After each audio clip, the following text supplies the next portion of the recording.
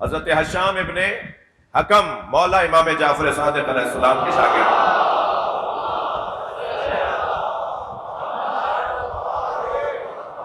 عمر ابن عبید اللہ نامی ایک دانشور ہے جو ہر کچھ مدت کے بعد بصرہ میں آتے ہیں اور مسجد بصرہ میں بیٹھ کر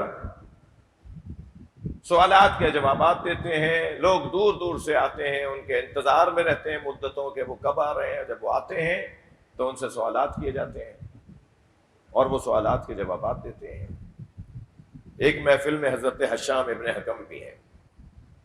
البتہ جو یہ روایت جو پرانی متقدمین کی بزرگ علماء کی کتابوں میں وہاں حشام ابن حکم نام لکھا ہوا ہے، اور بعض ہمارے بر صغیر کے بزرگوں نے اس واقعے کو نقل کیا تو وہاں حشام ابن سالم لکھا ہے. دونوں مولا کے شاگرد ہیں. یہ واقعہ حشام ابن حکم کا ہے یا حشام ابن سالم کا ہے. غرض مولا کے شاگردوں میں سے ایک شاگرد حضرت حشام کا یہ واقعہ ہے. تھک تو نہیں رہے میری بات؟ حضرت حشام بھی وہاں ہیں. تو حضرت حشام نے جب انہیں ممبر پہ بیٹھا دیکھا اور سوالات ہو رہے تھے تو حضرت حشام بھی اس مجمع میں آ کے بیٹھ گئے. تو انہوں نے محسوس کیا کہ یہ انسان معمولی نہیں ہے، تو پوچھا کہ آپ کون ہیں؟ تو انہوں نے فرمایا کہ میں آیا ہوں آپ سے کچھ سوال کرنے. تو انہوں نے کہا آپ عالم ہیں؟ تو دیکھو بچوں، اس دروازے پر ہم سب کو حکم یہ ہے کہ تکبر کا وائرس آنے نہ دینا. تم کچھ بھی ہو، کتنے ہی معتبر ہو گئے ہو، اپنے آپ کو سنبھالے رکھنا ہے. جب حضرت حشام جیسے جس پر امام صادق کو فخر ہے، فخر سے کہتے ہیں ایک شاگرد میرا حشام ہے، ایسا بڑا شاگرد، جب ان سے پوچھا کہ آپ عالم ہیں تو فرمایا میں جاہل نہیں ہوں. کیا خوبصورت جواب. صلوات پڑھنے محمد وآلہ.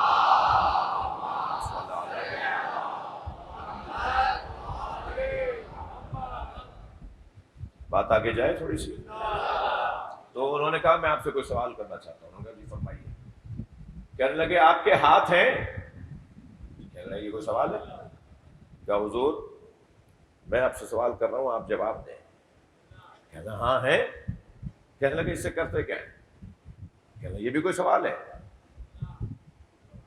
اتفاق سے یہ واقعہ ذرا بچوں کے لیے ملموس ہوتا جا رہا ہے.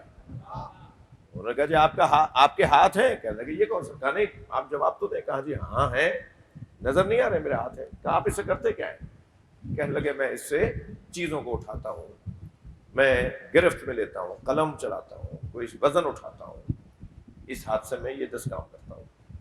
انہوں نے کہا آپ کی آنکھیں ہیں؟ کہنے لگے یہ پہلے والا سوال عجیب تھا، یہ ایک اور سوال. کہنے لگے آپ جواب دے دیجیے کہاں ہے؟ کیا کرتے کیا ہے اسے؟ کہنے لگے دیکھتا ہوں، پہچانتا ہوں.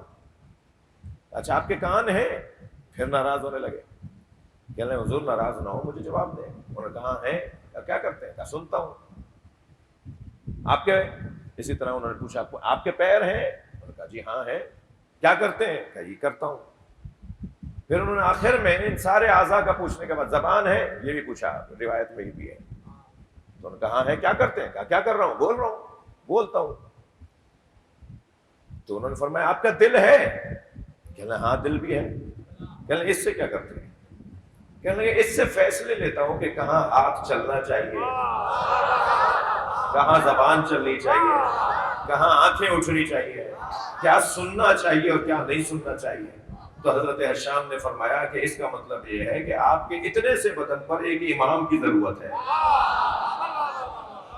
جو پورے بدن کو چلا رہا ہو، جو پورے بدن کی رہنمائی کر رہا ہو. تو انہوں نے کہا ہاں ایسا ہی ہے. کہا جب اتنے سے بدن پر امام کی ضرورت ہے تو کائنات پر امام کی ضرورت نہیں ہے.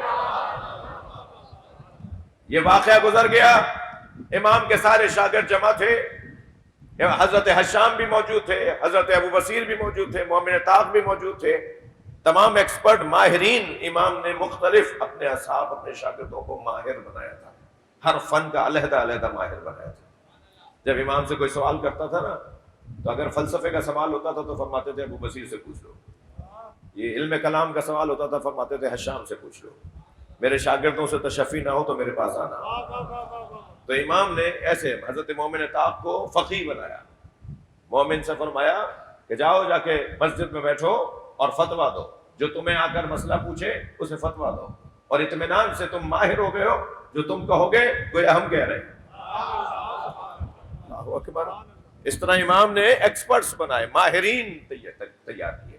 اب یہ واقعہ گزر گیا اور امام کی خدمت میں امام کے یہ سارے شاگرد موجود تھے۔ امام نے فرمایا حشام، ہم نے سنا ہے کہ بصرے میں مسجد میں عمر ابن عبید اللہ کے ساتھ آپ کی کوئی ملاقات ہوئی ہے؟